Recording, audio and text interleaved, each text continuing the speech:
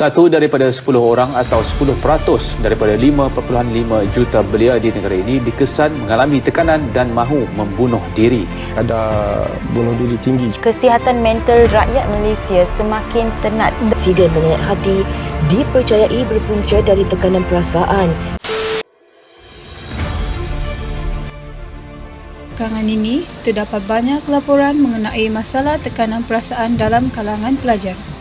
Ada yang melihatnya sebagai hal remeh, namun sebenarnya masalah tekanan perasaan adalah persoalan serius dan tidak benar untuk mengatakan ia sengaja diada-adakan atau mengada-ngada.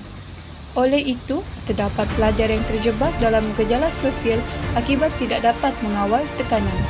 Tegasnya, punca-punca yang menyebabkan pelajar mengalami tekanan perlu dikenal pasti dan langkah-langkah yang berkesan perlu diambil untuk mengelakkan masalah ini daripada berlarutan.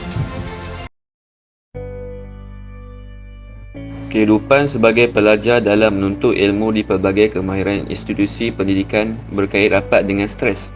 Setiap pelajar akan menghadapi tekanan perasaan sama ada pelajar tersebut dapat menguruskan dengan baik atau sebaliknya.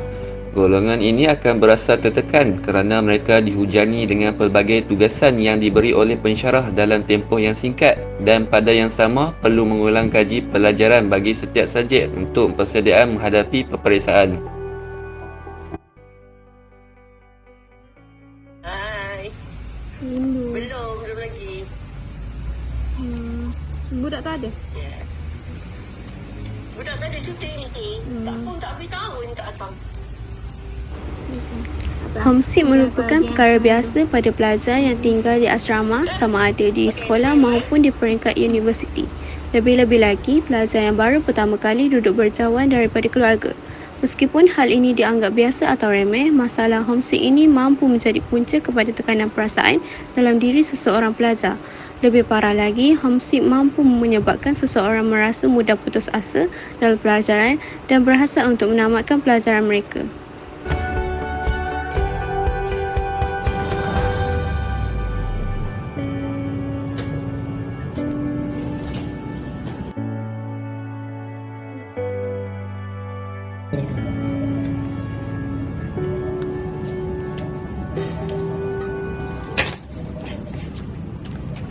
Halo, Assalamualaikum Ibu. Ya, kenapa doa? Ibu, adik call Ibu ni sebab adik nak minta duit sikit Ibu. Boleh tak? Adik ibu tak on. Ibu pun nak pakai duit ni untuk adik-adik nak ambil sekolah kan? Lah, ya ke? Tak apalah Ibu kalau macam tu. Nanti pandai-pandailah adik survive diri kat sini, macam mana cari duit nanti. Okeylah Ibu. Okeylah, tak apalah, adik-adik kerja ni. Kewangan adalah merupakan salah satu aspek penting yang perlu diberi perhatian lebih dalam kalangan pelajar. Kebanyakan mahasiswa tidak pandai untuk merancang dan mengurus kewangan sendiri, lalu menyebabkan mereka berbelanja melebihi yang sepatutnya. Keadaan ini menyebabkan mereka tidak dapat dan gagal dalam menampung perbelanjaan setiap bulan. Tekanan perasaan juga mendatangkan ancaman penyakit kepada kesihatan seseorang. Apabila seseorang itu menghadapi situasi yang membuatkan dirinya sukar untuk mengendalikannya, kesannya seseorang itu akan mengalami masalah stres yang agak merisaukan. Hal ini demikian kerana seseorang itu akan mudah menghadapi penyakit seperti sakit jantung, tekanan darah tinggi dan stroke yang dapat menyerang seseorang yang sedang mengalami tekanan perasaan.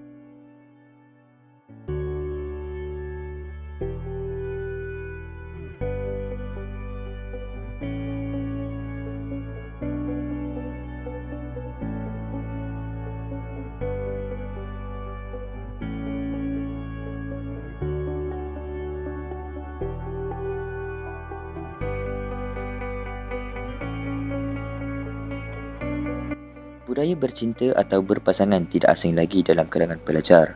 Hal ini boleh mendatangkan kesan baik maupun buruk kepada seseorang.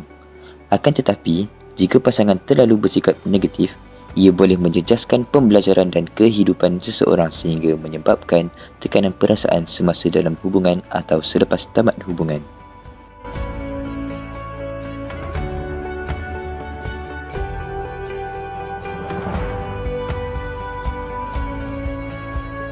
antara langkah untuk mengatasi tekanan perasaan dalam pelajar adalah antaranya mendekatkan diri kepada Tuhan. Hal ini kerana dengan kita mengingati Tuhan, contohnya kita berdoa ke, kita berzikir ke, sekurang-kurangnya ia dapat meringankan beban kita, terutamanya dalam masalah mental. Okay? Kenapa? Kerana manusia ni dia ada masalah, dia perlukan kepada seseorang untuk bercerita. Dan kita sebagai orang Islam kan, yang lain tak bukan kita bercerita kepada Allah SWT. Kenapa? Kerana dalam Al-Quran Allah telah menyebut bahawa A'udzubillahi minasyaitanirrajim, ala bizikrillah tatma'innul qulub, yang bermaksud berdoalah kepada aku, saya hatimu akan tenang. Untuk mengatasi masalah stres, anda boleh memilih rakan yang dapat memberi aura yang positif terhadap diri kita sendiri. Sentiasa memberi nasihat dan cara penyelesaian terhadap masalah sekiranya menghadapi masalah stres yang melampau.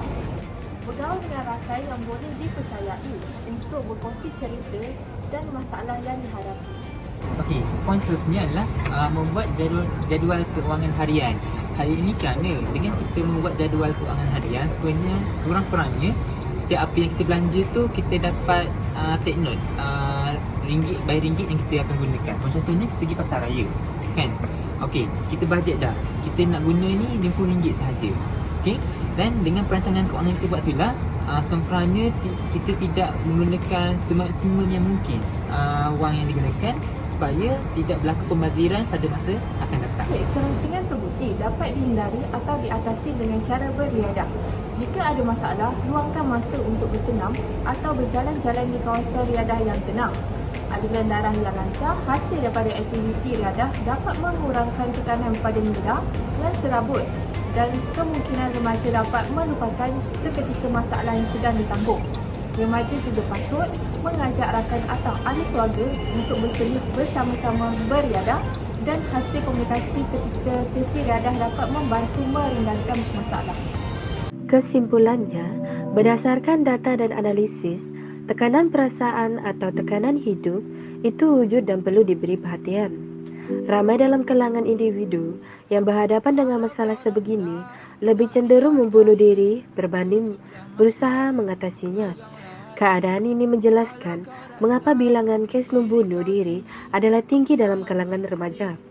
Oleh itu, tekanan hendaklah diurus dengan cara yang betul agar tekanan tersebut menjadi pembakar semangat untuk memajukan diri pelajar.